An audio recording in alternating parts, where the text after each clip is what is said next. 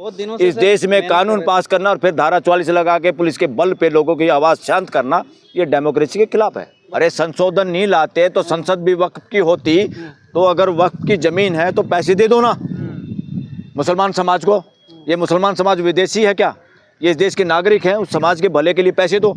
Parliament भी तुमने बदमाशी से, पार्लियामेंट भी जिस ज़मीन पे बड़ी है, जो मालचा गांव की ज़मीन है, बहुत सारे किसानों को पैसा नहीं मिला अभी तक दिल्ली का, और ये दिल्ली हाई कोर्ट कहती है मुकदमा बहुत दिनों में लेके आए हो इसलिए रद्द करते हैं, आपको पैसे नहीं मिलेंगे। और यही कोर्ट, सुप्रीम कोर्ट, गैरकानूनी तरीके से बिना एविडेंस के चोरी चकारी से एक कानून फैसला करती है कि यहाँ तो राम मंदिर था। ये नॉनसेंस करते हैं और देश के जिंदा आदमियों को उनकी ज़मीनों का हक मिलने में इनके मुकदमे फेंके जाते हैं लोगों के। अगर मैं कह रहा हूँ वक्फ प्रॉपर्टी पे इस देश की चाहे पार्लियामेंट हो चाहे सुप्रीम कोर्ट भी हो, उनको कंपनसेट करके उसके खाते में पैसा डालो, और वो पैसे किसके लिए यूज होंगे? समाज के लिए यूज होंगे। जो बिल है वो पास होने वाला है लोकसभा से। देखो, कानूनों में बदलाव की तो जरूरत पड़ती है समय समय पे, मगर कानूनों में बदलाव देश के ज़रूरत के हिसाब से और समाज की ज़रूरत के हिसाब से होने चाहिए। और ख़ास तौर पे जिनके लिए आप कानून बना रहे हैं उन लोगों का तो इसमें शामिल होना बहुत ज़रूरी है। मुझे समझ में नहीं आता देश में कानून बनाने से हिंसा होने का क्यों डर होता है, या लोग हिंसा पे उतारू क्यों होते हैं। इसका मतलब ये है, या तो आप संख्या के आधार पे किसी को ज़बरदस्ती बिल पास करना या एक्ट बनाना, वो संविधान या लोकतंत्र की परंपरा नहीं है, लोकतंत्र का स्पिरिट नहीं है। लोकतंत्र की स्पिरिट ये है सबसे पहले कि लोकतंत्र में लोगों की आवाज़ सुनी जाए, और लोगों की आवाज़ सुन के उसके मुताबिक जनप्रतिनिधि जो पार्लियामेंट में बैठते हैं, जो पूरे देश को रिप्रेजेंट करते हैं, वो अपनी बात रखें और लोगों से राय मशवरा लेके भी। क्योंकि बहुत सारे कानूनों में अब देश में ये भी रिवाज है कि बाहर के लोग जो देश के आम जनता है उनके सामने भी रखा जाता है, उसकी एडवर्टाइजमेंट भी आती है कि वो अपनी अपनी राय दें इसमें वो करने के लिए। तो समझ में नहीं आता कि कानून पास करने में देश में हिंसा या पथराव या झगड़े की आशंका क्यों होती है, या ये र्यूमर फैलाई जाती है। सबसे पहले ड्यूटी बनती है पार्लियामेंटेरियन की अपने अपने समाज के, अपने अपने एरिया के लोगों को कॉन्फिडेंस में लेना और उनके अनुरूप बात करना, उनकी समस्याओं को सामने रख के ही बहस करना और उसी पक्ष में मतदान करना। सरकार के पक्ष में नहीं, ना सरकार के पक्ष में ना अपोजिशन के, देश की जनता के पक्ष में मतदान करना ही जनप्रतिनिधियों की ड्यूटी है, पार्लियामेंटेरियन की ड्यूटी, एमपीओ की ड्यूटी बीजेपी के हिसाब से चलने की नहीं है। एमपीओ की ड्यूटी कांग्रेस के जो बंधक बना लिए ना पॉलिटिकल पार्टियों को भी व्हिप जारी करते। व्हिप पता है आप लोगों को क्या होता है? व्हिप होता है जो हम शांटा मारते हैं, वो जो चमड़े का चाबुक मारते हैं ना घोड़े पे या भैंसा झोटे पे भी जब चलाते हैं, उसको वो मारने का नाम है। ये बहुत बेहुदा शब्द यूज किया पार्लियामेंट में। पार्लियामेंटेरियन जनप्रतिनिधि हैं, उनके लिए शब्द भी यूज नहीं होना चाहिए। व्हिप पता नहीं कहाँ से उधार में ये शब्द लाए हैं विदेशों से। तो व्हिप जारी करने का मतलब एक तरह से ये है कि इंडिपेंडेंस ऑफ पार्लियामेंटेरियन पे भी पाबंदी है, उनकी भी नकेल कसी हुई है जानवरों की तरह से। जैसे गधे घोड़े की नकेल कसते हैं ना, या भैंसे की नकेल कसते हैं अपना काम लेने के लिए, उसी तरह से पार्लियामेंटेरियन के साथ हो रहा है इस देश में, जो कि गलत है, जो कॉन्स्टिट्यूशन की और डेमोक्रेसी की स्पिरिट और उन मूल्यों के खिलाफ है। अब आप कह रहे यूपी में छुट्टी कर दी, स्कूलों की छुट्टी कर दी, पुलिस की छुट्टी रद्द कर दी। हाँ, पुलिस की छुट्टी रद्द करना प्रिकॉशन के लिए तो कोई ऐसी बात नहीं, मगर मुझे ये समझ में नहीं आता कि देश के लोगों के लिए अगर हक में कोई हम कानून बनाते हैं उसमें डरने की क्या ज़रूरत है और उसमें भय की क्या ज़रूरत है?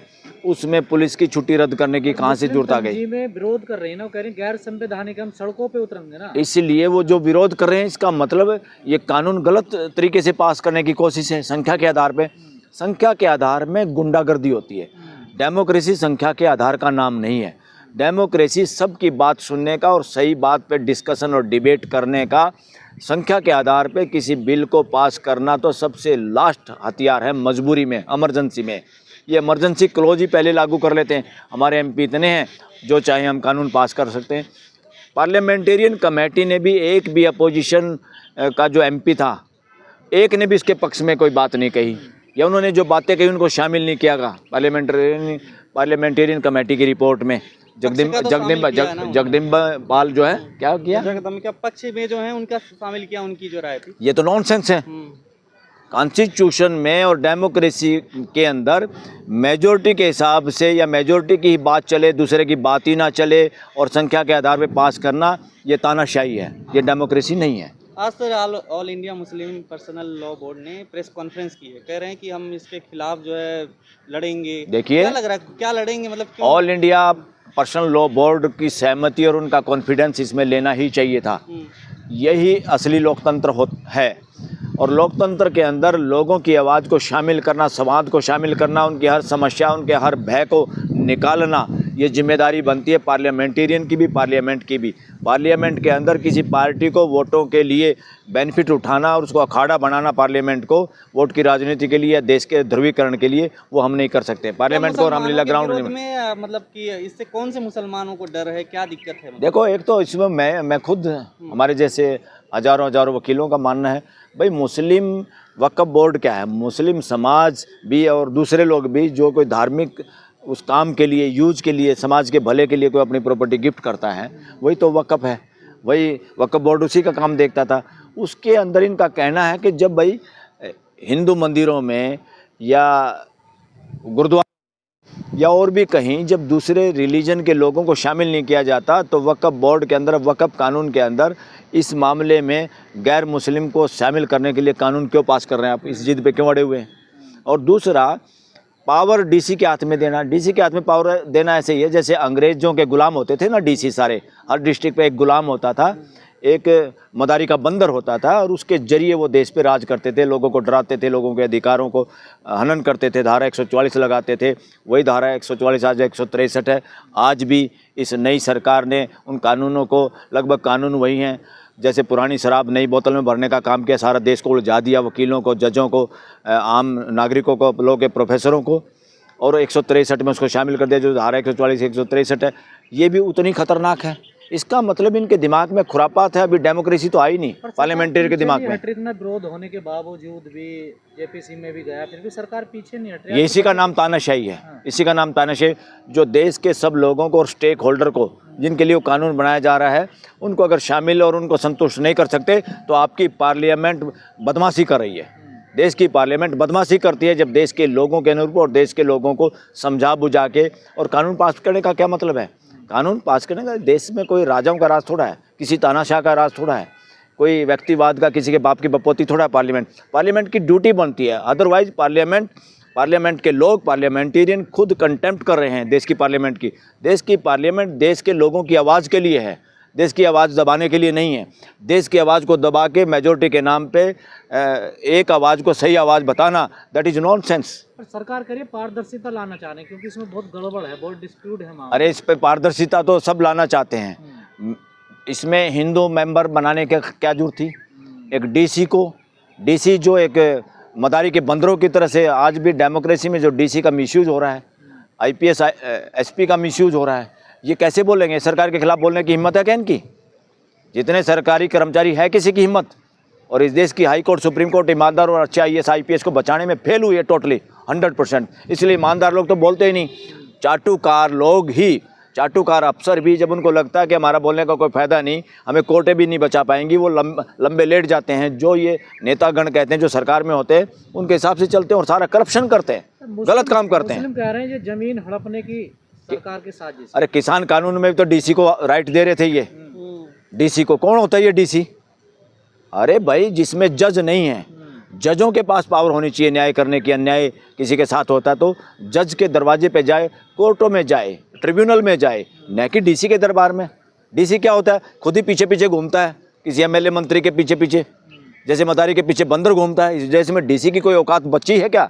सिर्फ इनको घर के बंधुआ मजदूर की तरह यूज किया जा रहा है डीसी और एसपी को तो इस देश के अंदर। सर रिजिजू बोल रहे हैं कि संशोधन नहीं लाते तो संसद भी वक्फ की होती है, अगर संसद की जमीन जो है। अरे संशोधन नहीं लाते तो संसद भी वक्फ की होती। तो अगर वक्फ की जमीन है तो पैसे दे दो ना मुसलमान समाज को। ये मुसलमान समाज विदेशी है क्या? ये इस देश के नागरिक हैं। उस समाज के भले के लिए पैसे दो। पार्लियामेंट भी तुमने बदमाशी से, पार्लियामेंट भी जिस जमीन पे बड़ी है, जो मालचा गाँव की जमीन है, बहुत सारे किसानों को पैसा नहीं मिला अभी तक दिल्ली का। और ये दिल्ली हाई कोर्ट कहती है मुकदमा बहुत दिनों में लेके आए हो इसलिए रद्द करते हैं, आपको पैसे नहीं मिलेंगे।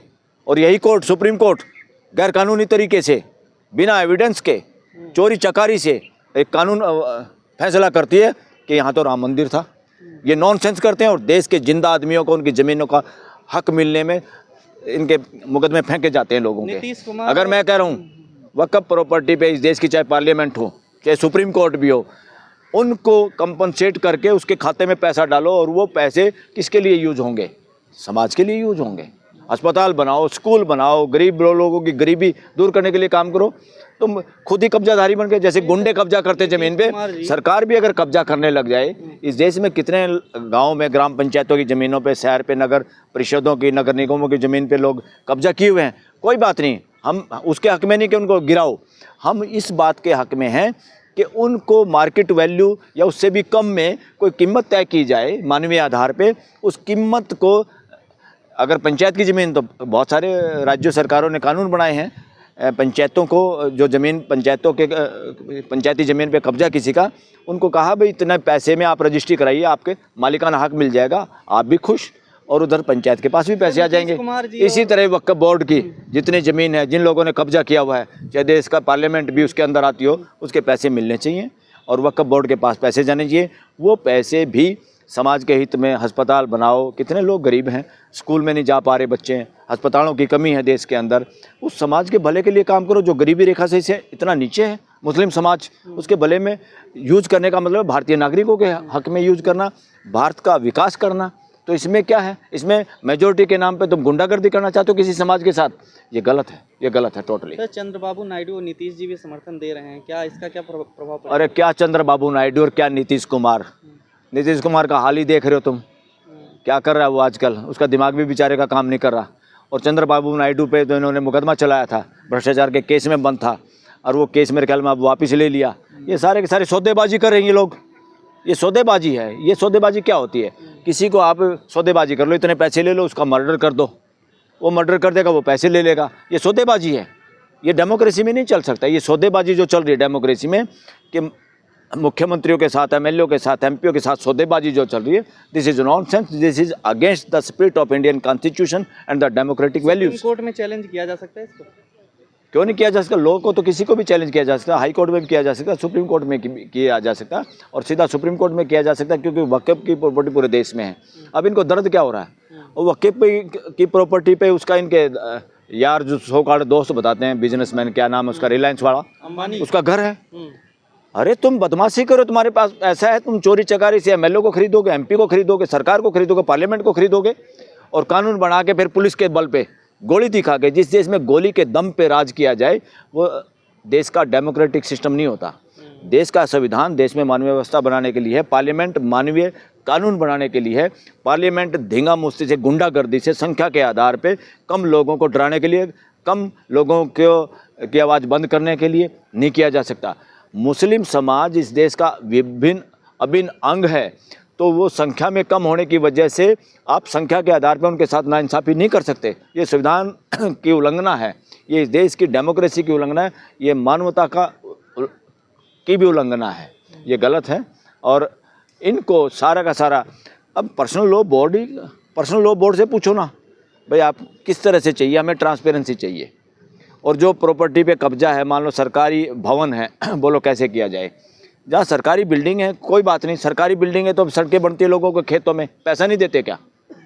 आपको पैसा देना चाहिए, और पैसा आखिर किसी के घर में थोड़ा जाना है, वो समाज के काम आएगा। जो वक्फ की प्रॉपर्टी जिस यूज के लिए है, समाज के भले के लिए, और अगर समाज का भला करेंगे वही तो मकसद है। कोर्ट में चैलेंज नहीं, गवर्नमेंट का भी तो मकसद वही है, वेलफेयर स्टेट का मकसद क्या है? इसका सर ट्रिब्यूनल जो है उसको चैलेंज नहीं कर पाते थे, ऐसा वो कह रहे हैं ना कि कोर्ट में किसी चैलेंज। अरे भाई ट्रिब्यूनल में किसको नहीं चैलेंज कर पाते? कोर्ट में किसी और चैलेंज नहीं कर पाते थे, इसकी संपत्ति कोई चीज़ विवाद होता था। मतलब नहीं बकवास है। वक्फ बोर्ड के पास सबसे ज्यादा पावर है ना इस देश में, तो इसी वजह से इसमें तब्दीली लाने की सरकार। अरे वक्फ बोर्ड में क्या पावर? हाई कोर्ट के पास पावर है, सुप्रीम कोर्ट के भी पास पावर है, कोई अनकॉन्स्टिट्यूशनल उसकी धारा है, उसको चैलेंज कर सकते हो, दूसरे कानूनों को भी चैलेंज किया जा सकता है ना। प्रॉपर्टी को चैलेंज नहीं किया जा सकता ना सर? हाँ? इसकी प्रॉपर्टी को चैलेंज नहीं किया जा सकता ना कहीं भी ले जाकर? किसकी प्रॉपर्टी को? जो डिस्प्यूट है वक्फ बोर्ड की प्रॉपर्टी, हाँ, उसको लेकर कहीं चैलेंज हो तो वक्फ बोर्ड ही करेगा ना, जो करेगा। अरे वक्फ बोर्ड करेगा, वक्फ बोर्ड भी लोग के हिसाब से, इक्विटी के हिसाब से, नेचुरल जस्टिस के हिसाब से करेगा ना।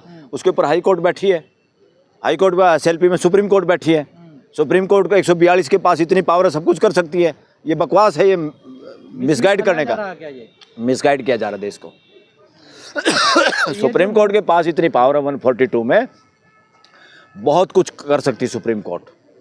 पर सर ये भी आरोप लग रहा ना कि जो वक्फ बोर्ड की जमीनें हैं कुछ लोग उसको खा गए, जो गरीब मुसलमान है उनके लिए कुछ नहीं हुआ इसमें। हाँ ना कोई स्कूल बना उनके लिए, ना कोई अस्पताल बना। जी, तो इसको लेकर भी सरकार को चिंता है। इसके लिए सरकार को कैसे चिंता है? वक्फ बोर्ड तो उनसे ज़मीन वापस लेता है जो कब्जा किए बैठे हैं, उन्हीं को तो चैलेंज करते हैं। आप कानून बनाते तो सलाह करके बनाते, जिन लोगों के कब्जे में आज तक है घर बने, हम घर गिराने के विरोध उस पक्ष में मैं नहीं हूँ पर्सनली, इतने सालों से अगर घर बने हैं दे हैव टू कंपनसेट उनको, दे हैव टू पे, उनको वक्फ बोर्ड को पैसा देना चाहिए। उसके कोई भी सीमा मिल बैठ के तय हो सकती है ताकि वो लोग भी फुल फ्लेज्ड मालिक बन जाएं, चोरी चकारी से वो मालिक ना बने रहें, हमेशा गाज ना गिरे इलीगल कंस्ट्रक्शन, तो उनको भी लीगल तरीके से क्लियर करना चाहिए और वक्फ बोर्ड की इनकम भी हो और समाज के काम वो पैसा भी आए, इस तरह करना चाहिए। कानूनी मानते हैं जो आज बिल पेश कर रहा है या मैं संख्या के आधार पर पास किए हुए किसी भी कानून को गुंडागर्दी मानता हूँ, बिना डिस्कशन, बिना डिबेट और बिना स्टेक होल्डर्स की सहमति के। बहुत दिनों से इस देश में कानून पास करना और फिर धारा 44 लगा के पुलिस के बल पे लोगों की आवाज़ शांत करना, ये डेमोक्रेसी के खिलाफ है। बहुत दिनों से सर इसके लिए सरकार कोशिश कर रही जेपीसी थी। में भी गया ये पूरा, देखिए सर। और फिर जेपीसी भी क्या है? जेपीसी भी इन्होंने रामलीला का ग्राउंड बना रखा है। मेजोरिटी में बीजेपी के एमपी हैं, 11 एमपी जो हैं, एक एमपी ने भी इसके पक्ष में बात की हो तो, या उसकी एक आदमी की भी बात इन्होंने शामिल की हो तो, इसका मतलब क्या है? इसका मतलब तुमने रामलीला ग्राउंड बना दिया, तुमने युद्ध क्षेत्र बना दिया पार्लियामेंट। पार्लियामेंट युद्ध क्षेत्र नहीं है।